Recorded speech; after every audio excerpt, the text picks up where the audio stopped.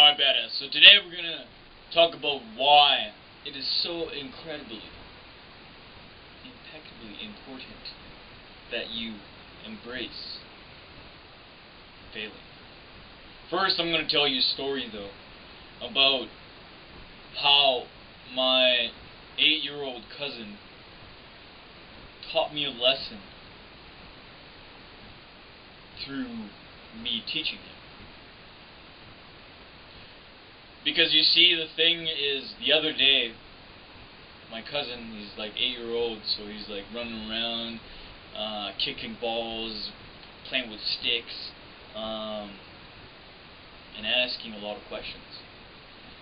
And it just happens that I rehearse, music, sometimes, most of the times. And he was really like he was just like, whoa, like, and he clapped and like everything, and like, so the next day when he came over, he was like, oh, like, can you play for me, please? Can you sing? Can you sing right now? And I was like, I actually just, like, I already sang, and like I like to really like focus on like one thing at a time, and like in that moment I had already done my rehearsal, so I was like, no, not really, like, but he was like, oh, can you teach me? And I was like, okay, I can teach him. That's not necessarily rehearsing, but it's like me just explaining to him so that he understands how it sort of works, right? And it's very, like, the simplest of ways so that he could understand, even at his age. And so I started showing him and little things, but I kind of forgot that, like, before you develop like the hardness on your fingers from playing guitar, it kind of hurts to press the strings at first. So it was like hard for him to like really press the strings right and like strum at the same time. And like at this point, I don't even think about it. At this point, it just kind of happens, and I kind of play around with sounds and study other people, but it's a lot more fluid, and so he got a little bit frustrated one time, and he was like, how can I play like you do? He asked me. And I was straight up with him. I was like, well, you have to practice every day and get a little bit better every day.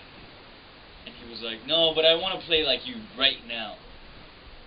And I was like, okay, sweet, that's awesome that you want to play like me right now, but you have to start from the beginning. You have to start step by step, and the easier that you make it for yourself, the easier that the whole process is going to be.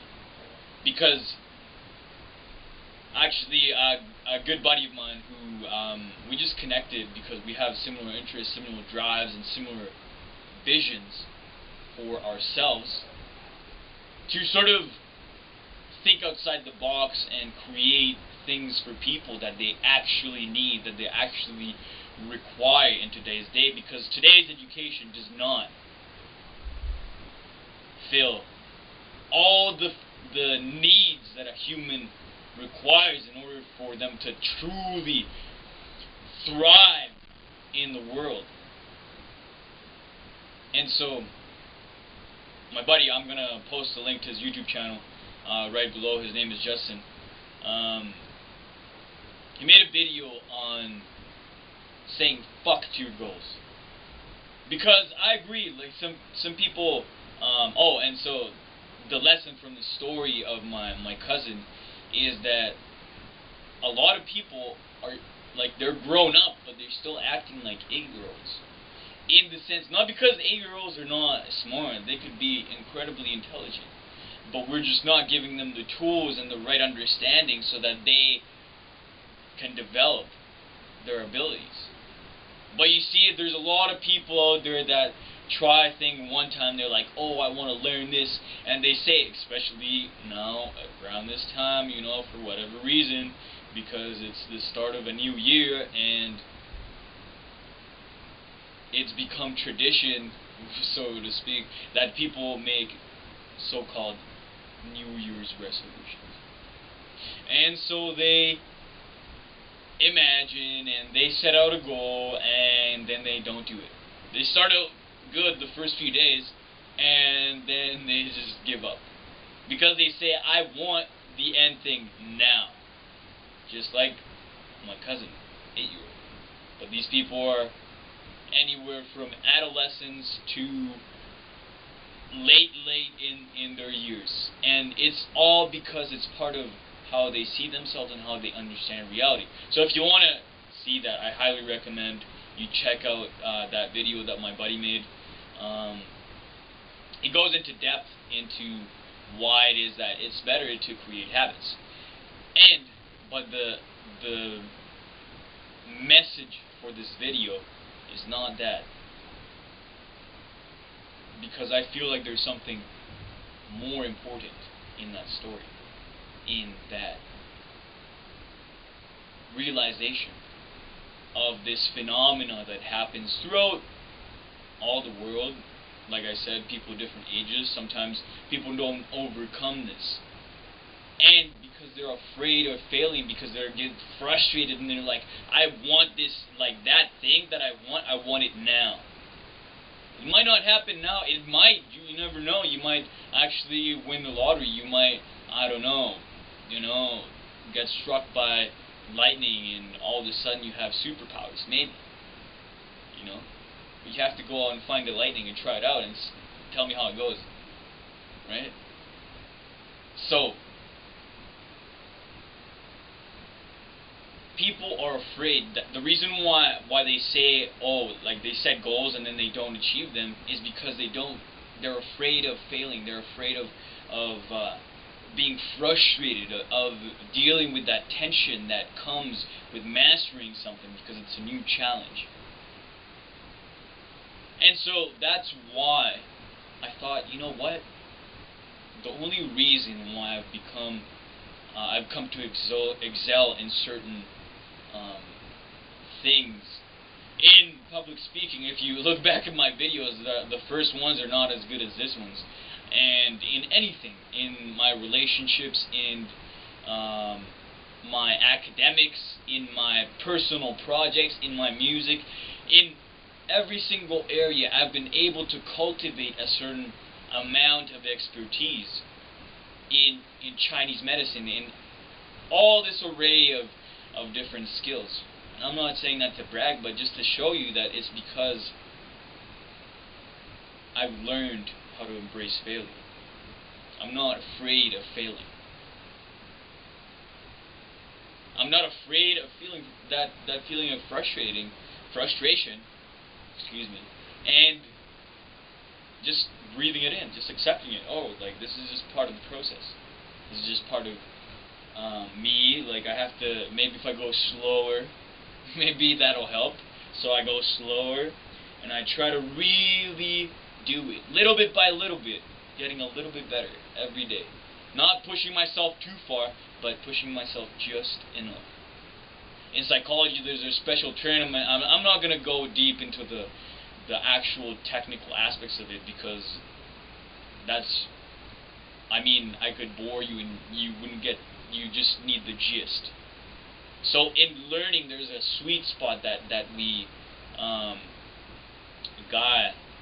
the name kind of slips my, kind of like, it's not coming to me right now, but the concept, the gist of the matter is that there is a sweet spot, and that's where we make the most learning. And so, it was at the tip of my tongue, the name of the guy,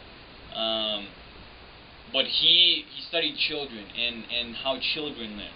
And so he figured out that there's a point where, like, if a child is not supervised enough, then it's not gonna, he's gonna maybe push himself, but he might go for, like, he might need more knowledge from that expert person so that they can deal with the challenges that come with mastering whatever it is that they're trying to master.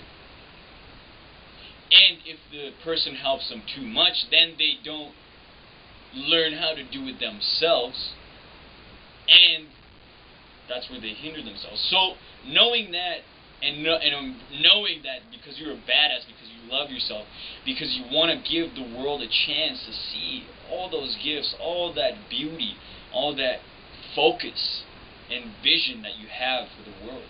Because I know, yes, I know you have amazing things to give to the world. Amazing things, like you know, and I know that you know, that I know that you know. So because you want to give the world that chance to bask, just bask in your gifts, you're obviously going to embrace failing. You're going to say, fuck it, I know that's part of the process. I know I have to fall, get back up, and I'm going to give you an extra tip because I know I love giving value, and I love seeing people having the tools, because then they can't make excuses. Now that you see this, now you can't make an excuse and say, oh, I wanted to do that thing, but it's just not me, I don't know, it just didn't work out, you know, that maybe it's not for me. No, fuck that. Before you could say that, now you can't, because now you know. And so now you embrace failing, and I'm going to give you an extra tip, which is you embrace failing, but you don't get stuck there. And this is in a book called Psycho-Cybernetics. You can go read the whole thing. This is just one of the most amazing, well, there's a lot of amazing things in that book, but this is one amazing thing that applies to what we're talking about right now, and is that you want to embrace failing, you want to not be afraid, you want to know where your target is and be able to course correct. But what you want to remember, what you want to focus on, is your successes. So you embrace failing, you say, I don't care. And when you succeed, you keep that in your mind. And you remember, what was it that I did? How was it that I felt? What did I do before? How was I thinking? How was my body feeling? And keep that in your mind. So that next time that you go do that same thing and you want to take yourself a step further, then you have that image in your mind. You're not stuck in failure. You're not fearing failure. You're embracing it. But you have that image in your mind. What did you do? And then that next time, because you keep that image in your mind, that thing is going to become easier. Because that's who you see yourself as now. And that, my friend, is why you should embrace failure.